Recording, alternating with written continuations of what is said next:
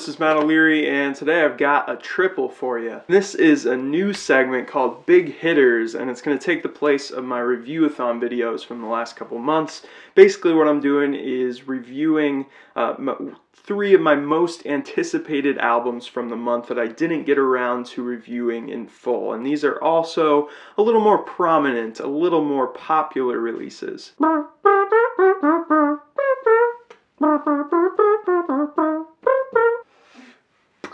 Now betting? Panda Bear. Noah Lennox was always working on solo material in the midst of Animal Collective's momentous run at the top of the game in alternative music last decade. Noah really hit this artistic high, this artistic peak in about a 5-year period from about 2004-ish to 2009, just being part of, frankly, some of my favorite albums of all time, like Merriweather Post Pavilion and Strawberry Jam and Sung Tongs, but to also produce albums of such quality as Young Prayer or Person Pitch in that same period of time is astounding. This dude deserves some credit. And zoo into the 2010s, he's continued to deliver as Panda Bear with a little less frequent output, but still stuff that's just as bizarre and just as from another planet, but also very beautiful. I love Panda Bear. I always felt like he was the melodic substance behind Animal Collective, whereas his songwriting partner A.V. Terror was more of the edge, more of the style in the group. And 2015's Panda Bear Meets the Grim Reaper, while a little bit long-winded, was very transportive. I go back to it every year or so, just looking for an album to get lost in. The songs Crosswords and Boys Latin are two of his best ever, in my opinion. So Buoys was definitely at the top of my anticipated list for 2019.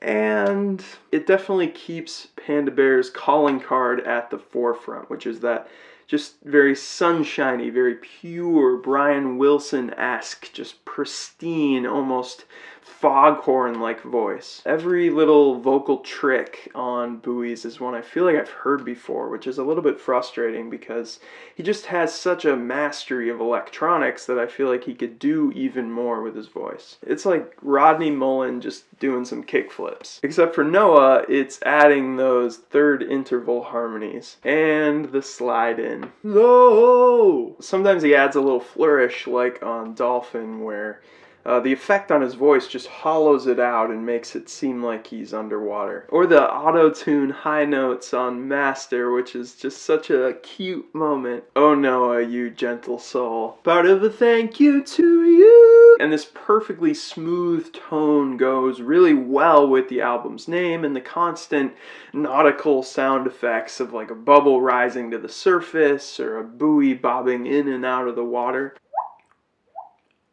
I like the return to that very mysterious and light acoustic guitar, but especially on the song Inner Monologue, he's really going back to the Sung Tongs era. But where this album starts to fall off, starts to suffer a bit, is just with this tedious lack of dynamic variation, very much like Painted With, the last Anko record. Come to think of it, Noah has never really done dynamics that well. If you listen to like the first minute or two of a song, you pretty much know exactly what to expect for the last minute. But when the sound play and the production isn't very experimental, then this lack of build feels even more barren and repetitive and flat. Luckily for Noah, he's still got a superb sense of melody which comes through on tracks like Token or I Know I Don't Know. So it's kind of a meh out of meh for me on Buoys. I don't mind it, but it's not that adventurous leap forward that I expected from Panda Bear. The guitar player in my high school band was just obsessed with this next band for a couple years, and it's safe to say they're probably the most successful prog metal band in the world. Dream Theater's 14th album came out this past month, as you might have heard, and it's called Distance Over Time. Almost a decade after the departure of Mike Portnoy, which is just crazy. First off, I feel like the band has put out some of their most underwhelming material with Mike Mangini on the throne. Gotta be honest, I pretty much fell off the map with Dream Theater since high school, but I at least tuned in to their last 4 albums and even reviewed The Astonishing. But if I'm in the mood for something this technical, this lengthy, this requiring of very direct attention, I'm gonna go back to albums like Images and Words and Awake and Train of Thought and Octavarium and Metropolis Part 2. But, you know, I'm always open to some more great music, and no one is more talented than this band. And I was pleasantly surprised by Distance Over Time. I feel like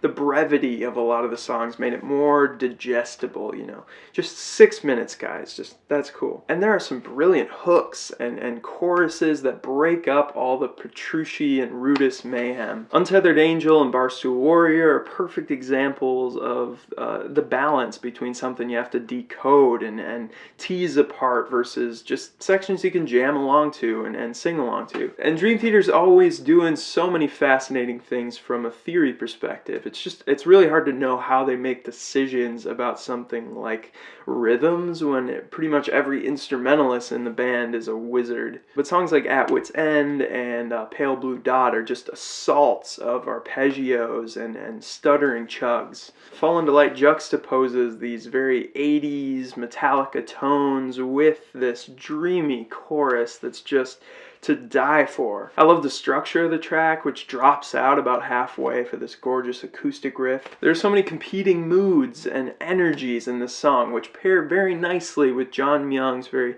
earnest lyric about, you know, the journey of life and finding meaning. It's a great song. And speaking of John Myung, do you feel like there's a single bass line that you remembered on this album? I don't really feel that way. I feel like Jordan Rudis and John Petrucci are kind of always at center stage, and maybe that's just a mixing thing. Moments that I don't like so much on this album are pretty similar to past Dream Theater records, where James LaBrie leaves that very floaty, very cinematic singing style for a more intense and edgy sort of thing, like on the verses of S2N or Room 137. James, look, I'm sorry, but you do not do edgy. Barstool Warrior is my favorite track from the album, and it gets back to those heavenly 90s synth tones from the band. It also features Petrucci's most profound guitar melody. That chord change at the end of the song, around 6 minutes, is just a transcendent moment. It's a strong album, 7 out of 10.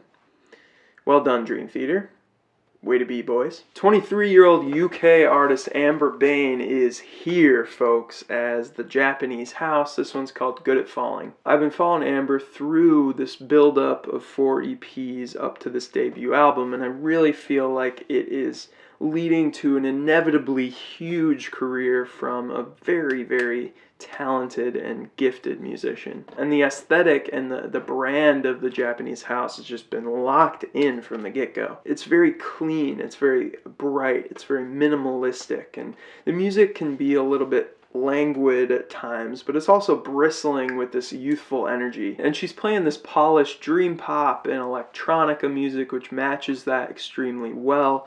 Every single song you're going to hear from The Japanese House just has this glossy sheen over it. And this album's no different. It's simultaneously very emotionally raw and angsty at times, but also extremely pristine. And again, she's all about aesthetic, even manipulating the song names and the spaces between letters and the uppercase, lowercase to match the vibe of the song. But that's just one little piece of the puzzle. It's when she pairs this attention to detail and aesthetic with sophisticated songwriting and melody that's so brilliant. Like on the song You Seem So Happy, which has these very sharp and almost distorted finger-picked acoustic guitar chords wrapped and tangled around this single thrumming bass note. Then she opens up that bass part on the chorus and gives us some pop bliss. Both soundwriting and songwriting are properly mixed again on the song Far Away, which just slithers its way unexpectedly from chord to chord. I hear some hints of some 70s folks like Jeff Lynne or Stevie Nicks. While it's very woozy at times, those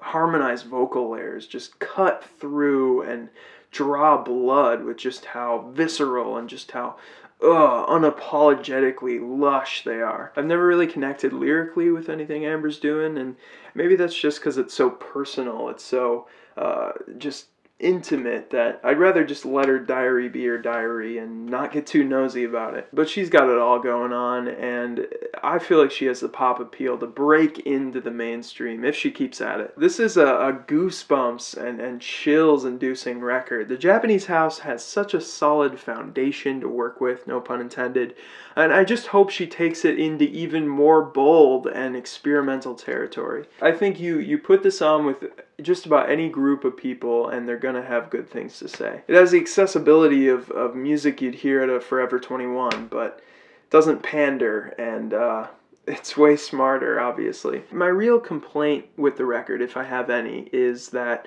the best songs to me are still I Saw You in a Dream and Lilo, which were from her previous EP. So, you know, I don't know exactly what I think about taking music from old records or old EPs and putting it on this, but it makes sense for a debut record.